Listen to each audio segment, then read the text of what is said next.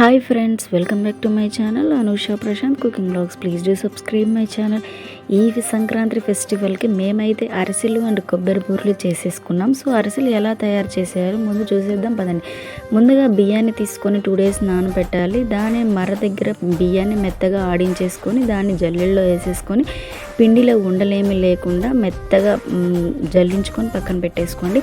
ఇప్పుడు పాకానికి కావాల్సిన బెల్లాన్ని వేసేసుకొని పాకం కన్సిస్టెన్సీ వచ్చిందా లేదా చూసేసుకొని అందులోకి కొంచెంగా పిండిని వేసేస్తూ దాన్ని కలుపుకుంటూ ఉండాలి. కొంచెం నువ్వులు కూడా యాడ్ చేసేసుకోండి, టేస్ట్ మరింత బెటర్గా ఉంటుందన్నమాట.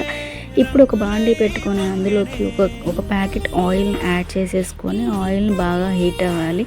చూసారా మా సంక్రాంతి హడావుడి ఎంత బాగుందో.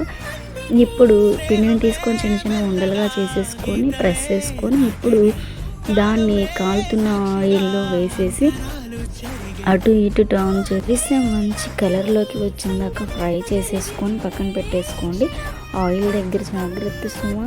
ఈ ఫెస్టివల్కి వన్స్ అగైన్ అందరికీ హ్యాపీ పొంగల్.